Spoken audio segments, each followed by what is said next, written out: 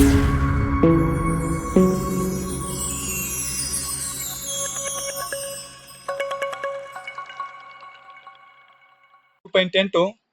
ತ್ರಿಭುಜದ ಒಂದು ಬಾಹುವನ್ನು ವೃದ್ಧಿಸಿದಾಗ ಉಂಟಾಗುವ ಬಾಹ್ಯ ಕೋನವು ಅನುರೂಪವಾದ ಅಂತರಾಭಿಮುಖ ಕೋನಗಳ ಮೊತ್ತಕ್ಕೆ ಸಮವಾಗಿರುತ್ತದೆ ಅಂತ ಹೇಳ್ತಾರೆ.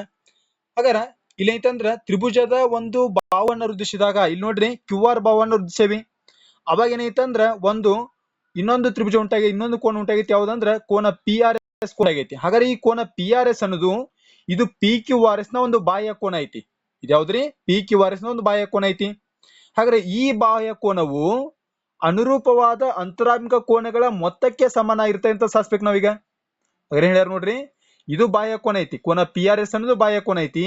ಅದು ಕೋನ P ಮತ್ತು ಕೋನ Q ಗೆ ಕೋನ P ಮತ್ತು ಕೋನ Q ಅನ್ನು ಎರಡು ಕೋನ ಕೂಡಿಸಿದ್ವಿ ಅಂದ್ರ ಅದು ಕೋನ PRS ಗೆ ಸಮ ಇರ್ತೈತೆ ಅಂತ ಹೇಳ್ತಾರ ಅವರು. ಅದನ್ನೇನ್ ಬೇಕೈತಂದ್ರ ನಾವು ಏನೈತಂದ್ರ ಸಾಧಿಸ್ಬೇಕಾಗಿ. ಹಾಗಾದ್ರ ಈಗ ಪ್ರಮೇಯ ಅನುಕೂಲ ಏನ್ ಬೇಕೈತಂದ್ರ ನಾವು ಫಸ್ಟಿಗೆ ದತ್ತ ಬರಿಬೇಕು. ಹಾಗಾದ್ರೆ ದತ್ತ ಅಂದ್ರ ಅವ್ರು ಕೊಟ್ಟಂತ ಮಾಹಿತಿ ಆಗಿರುತ್ತ. ದತ್ತ ಅಂದ್ರ ಅವ್ರು ಕೊಟ್ಟಂತ ಮಾಹಿತಿ. ಹಾಗಾದ್ರೆ ಏನ್ ಹೇಳ್ಯಾರ ನೋಡ್ರಿ, ತ್ರಿಭುಜದ ಒಂದು ಬಾಹುವನ್ನ ವೃದ್ಧಿಸಿದಾಗ ಅಂತ ಹೇಳ್ಯಾರ. ಹಾಗಾರ ತ್ರಿಭುಜದ ಒಂದು ಬಾಹುವನ್ನ ವೃದ್ಧಿಸಿದಾಗ ಅಂದ್ರ ಉಂಟಾಗುವ ಬಾಹ್ಯ ಕೋನ ಉಂಟಾಗ್ತೈತೆ ಅಂತ ಹೇಳ್ತಾರ. ತ್ರಿಭುಜದ ಒಂದು ಬಾಹುವನ್ನ ವೃದ್ಧಿಸಿದ ಅಂದ್ರ ಉಂಟಾಗುವಂತ ಬಾಹ್ಯ ಕೋನ ಅಂದ್ರ ಅದೇನೈತಿ ಕೊಟ್ಟಂತ ದತ್ತ ಆಯ್ತು. ಹಾಗಾರ ತ್ರಿಭುಜ PQR ನಲ್ಲಿ ನಾವು QR ಅನ್ನ ವೃದ್ಧಿಸ್ತೇವಿ. ಏನ್ ಉಂಟಾಗೈತಿ? ಕೋನ PRS ಉಂಟಾಗೈತಿ. ಹಾಗಾದ್ರೆ ಏನ್ ಬರ್ಬೋದು? ತ್ರಿಭುಜ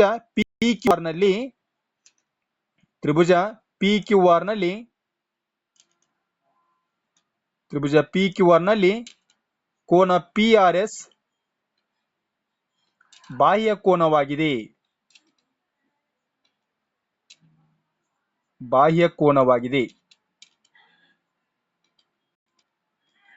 ಬರಿಬೋದಾ? ಹಾಗಾದ್ರೆ ಏನ್ ಬರಿಬೋದು ನೋಡ್ರಿ, ತ್ರಿಭುಜ PQR ನಲ್ಲಿ ಕೋನ PRS ಅನ್ನೋದು ಒಂದು ಬಾಹ್ಯ ಕೋನ ಐತಿ. ಯಾವ್ದು ತ್ರಿಭುಜದ ಬಾಹ್ಯ ಕೋನ? ಅದು ತ್ರಿಭುಜ PQR ನ ಬಾಹ್ಯ ಕೋನವಾಗೈತಿ.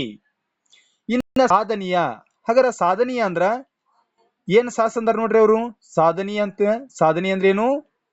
ಹಾಗಾದ್ರೆ ಏನನ್ನ ಸಾಸಂದ್ರ ಉಂಟಾಗುವಂತ ಬಾಹ್ಯ ಕೋನ ಅನುರೂಪವಾದ ಅಂತರಾಭಿಮುಖ ಕೋನಗಳ ಮೊತ್ತಕ್ಕೆ ಸಮ ಇರುತ್ತೆ ಅಂತ ಹೇಳ್ತಾರ. ಹಾಗಾದ್ರ ಒಂದು ತ್ರಿಭುಜದ ಒಂದು ಬಾಹುವನ್ನು ವೃದ್ಧಿಸಿದಾಗ ಉಂಟಾಗುವಂತ ಬಾಹ್ಯ ಕೋನವು ತ್ರಿಭುಜದ ಅಂತರಾಭಿಮುಖ ಕೋನಗಳ ಮೊತ್ತಕ್ಕೆ ಸಮನಾಗಿರುತ್ತದೆ. ಹಾಗಾದ್ರೆ ಇಲ್ಲಿ ಬಾಹ್ಯ ಕೋನ ಯಾವ್ದು ಉಂಟಾಗಿತ್ತು ನೋಡ್ರಿ, ಕೋನ PRS.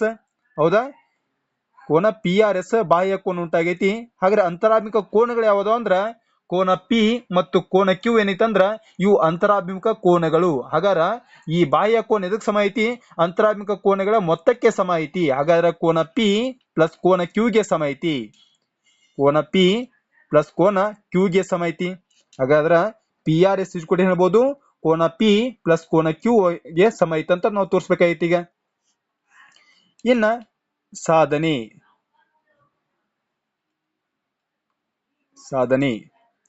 ನೋಡ್ರಿ.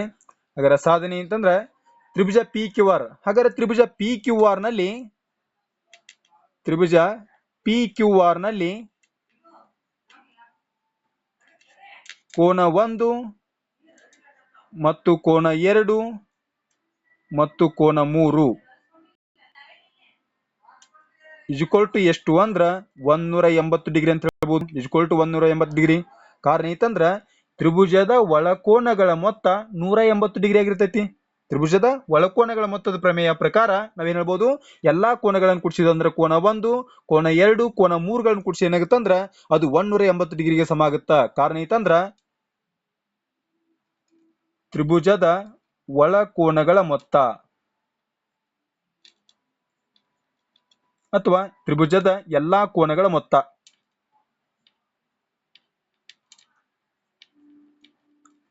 ತ್ರಿಭುಜದ ಎಲ್ಲಾ ಕೋನಗಳ ಮೊತ್ತ. ಇದನ್ನೇನ್ ಮಾಡೋಣ, ಈಕ್ವೇಶನ್ ನಂಬರ್ 1 ಅಂತ ತೆಗೆದುಕೊಳ್ಳೋಣ. Equation number 1. ಇನ್ನು ಅದೇ ರೀತಿ ನೋಡ್ರಿ, ಈ ಕೋನ 3 ಮತ್ತು ಕೋನ 4 ಕೂಡಿಸಿದ್ರ ಎಷ್ಟಾಗುತ್ತೆ? ಅದು ಕೂಡ 180 ಆಗುತ್ತೆ. ಕಾರಣ ಏನಂತಂದ್ರ ಇಲ್ಲಿ ಎಂತ ಕೋನಗಳು ಅಂದ್ರೆ ಇವು ಪಾರ್ಶ್ವ ಕೋನಗಳು, ಅಥವಾ ನಾವೇನು ಕರಿಬಹುದು ಅಂದ್ರೆ ಸರಳ ಯುಗ್ಮ ಅಂತ ಕರಿಬಹುದು. ಹಾಗಾದ್ರೆ ಕೋನ 3 ಪ್ಲಸ್ ಕೋನ 4 ಇಜ್ಕೊಲ್ ಟು ಎಷ್ಟು ಅಂದ್ರ ಕೋನ 3 ಪ್ಲಸ್ ಕೋನ 4 ಇಜ್ಕೊಲ್ ಟು ಎಷ್ಟಾಗತ್ತೆ ನೋಡ್ರಿ, 180 ಡಿಗ್ರಿಗೆ ಸಮ ಆಗತ್ತ. ಎಷ್ಟು? 180 ಡಿಗ್ರಿ.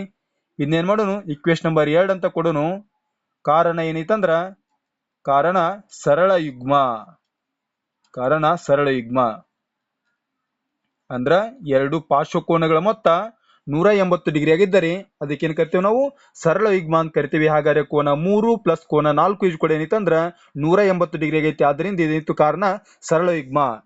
ಈಗ ನೋಡ್ರಿ ಈಕ್ವೇಶನ್ ನಂಬರ್ 1 ಮತ್ತು 2ರಿಂದ ಈಕ್ವೇಶನ್ ನಂಬರ್ 1 ಮತ್ತು 2ರಿಂದ ನಾವ್ ಏನನ್ನ ತೀರ್ಮಾನಿಸಬಹುದು ನೋಡ್ರಿ. ಈಕ್ವೇಶನ್ ನಂಬರ್ 1 ಮತ್ತು 2ರಿಂದ ಕೋನ 1 ಪ್ಲಸ್ ಕೋನ 2 ಕೋನ 3 ಕೂಡಿಸಿದ್ರು ಕೂಡ 180 ಡಿಗ್ರಿ ಐತಿ. ಇನ್ನು ಕೋನ 3 ಮತ್ತು ಕೋನ 4 ಕೂಡಿಸಿದ್ರು ಕೂಡ 180 ಡಿಗ್ರಿ ಐತಿ. ಆದ್ರಿಂದ ಈ ಮೂರು ಕೋನಗಳ ಮೊತ್ತ ಇವೆರಡೂ ಕೋನಗಳ ಮೊತ್ತಕ್ಕೆ ಸಮ ಐತಿ. ಆದ್ರಿಂದ ಏನ್ ಹೇಳ್ಬೋದು, ಕೋನ 1 ಪ್ಲಸ್ ಕೋನ 2 ಪ್ಲಸ್ ಕೋನ 3 ಇಸ್ ಈಕ್ವಲ್ ಟು ಏನಾಗಿರ್ತೈತೆ ಅದು ಕೋನ 3 ಪ್ಲಸ್ ಕೋನ 4. ಕೋನ 3 ಪ್ಲಸ್ ಕೋನ 4. ಹಾಗಾದ್ರೆ ಈಗ ನೋಡ್ರಿ ಕೋನ 3ಕ್ಕೆ ಸಮ ಐತಿ.